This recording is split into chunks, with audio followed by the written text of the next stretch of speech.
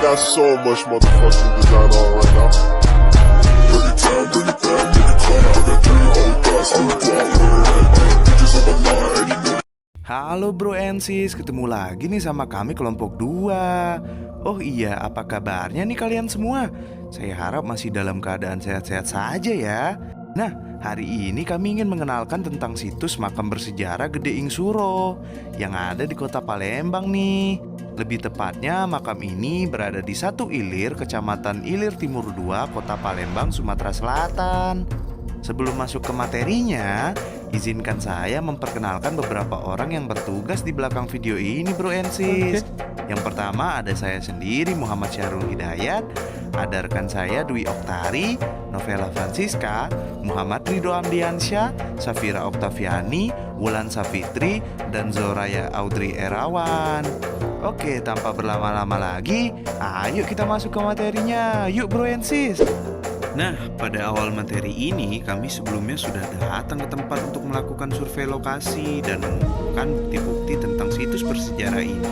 Kami juga melakukan wawancara kepada penunggu makam tersebut, yang dimana beliau menjelaskan tentang awal kali penemuan situs bersejarah ini.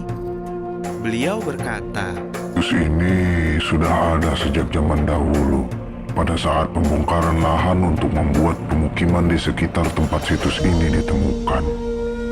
Lalu, tanpa sengaja pada saat dilakukan pembongkaran lahan, ditemukanlah beberapa makam dari situs ini yang memang sudah ada sejak zaman dahulu. Setelah dilihat pada batu nisan makam tersebut, tertulislah nama-nama makam-makam tersebut.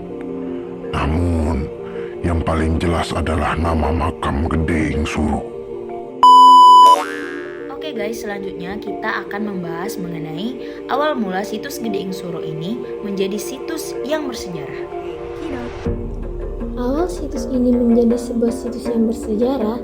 Pada awal ditemukan situs ini menjadi salah satu situs yang bersejarah dikarenakan pengaruhnya terhadap perkembangan kota Palembang guys, yang dimana Gedeing Suro ini adalah salah satu tokoh yang berperan penting di kota Palembang. Info ini kami dapatkan dari pengurus makam, namun kami membaca sebuah artikel. Nah, artikel itu berisi tentang sejarah Gedeing Suro guys. Kami mengambil sebuah artikel ini sebagai acuan pembanding. Oke guys, yang selanjutnya itu kita akan membahas tentang kenapa sih tempat tersebut seperti tidak terurus. Halo guys, di sini saya akan menjelaskan tentang mengapa makam Gedeing Suro sangat tidak terurus. Bahwasanya makam ini disebabkan oleh beberapa faktor. Yang pertama yaitu kurangnya perhatian dari lingkungan, dan yang kedua yaitu banyaknya coretan-coretan di sekitar lingkungan makam. Nah, itu yang menyebabkan kenapa makam Gedeing Suro ini tidak diurus. Berbanding balik dengan makam Sabuk Kingking yang sudah kita lihat juga kemarin, bahwasanya makam ini sangat diurus oleh sekitar masyarakat, dan makam ini sangat dijaga oleh lingkungan sekitar. Mungkin itu saja. Yoi bro and sis, untuk materi selanjutnya ini tidak kalah menarik yang akan disampaikan oleh Safira. Hai guys, Hello juga. saya akan membawakan hal menarik untuk kalian, yaitu pada pembahasan kali ini, bila diperhatikan makam Gedeing Suro ini kenapa ya letaknya lebih tinggi dibandingkan makam-makam yang lain. Mengerikan. Nih, kalian tahu nggak apa alasannya? Kalau belum tahu, aku kasih tahu ya. Wow. Nah, alasannya dikarenakan ada beberapa hal faktor. Yang pertama, faktor geografisnya, yang dimana mungkin pada saat penemuan makam Gedeing Suro ini itu berada di daerah yang datarannya tinggi guys, makanya dibuat seperti tempat yang tinggi. Ada juga yang faktor yang kedua, yaitu faktor histori.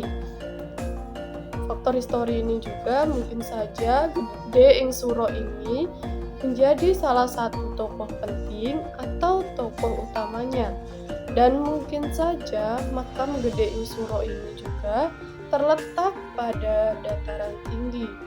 Nah, Hal itu juga bisa menyebabkan makam Gedeing Suro ini yang letaknya yang paling tinggi dibandingkan makam-makam lain.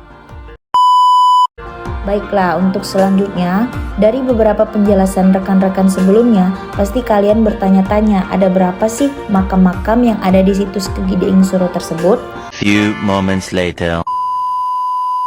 Nah, berdasarkan hasil survei kami yang langsung turun ke lapangan, kami mendapati bahwa terdapat ada 21 makam yang ada di situs Ki Gedeing Suro tersebut, termasuk pengikut Ki Gedeing Suro itu sendiri. Dari hasil wawancara kami juga, salah satu narasumber mengatakan bahwa pengikut-pengikutnya itu banyak juga yang berasal dari kerajaan Cina. Salah satunya adalah putra dari Kaisar Ming Tampualam yang berasal dari kerajaan Cina yang memeluk agama Islam dengan nama Abdullah.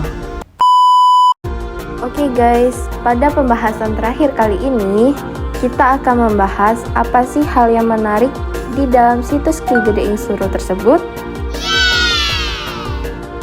Hal yang menarik dari situs Gedeing Suro ini adalah letak makam Gedeing Suro yang lebih tinggi dibandingkan makam-makam yang lainnya, serta bentuk arsitektur dari makam itu sendiri yang masih memiliki corak Hindu dan Buddha.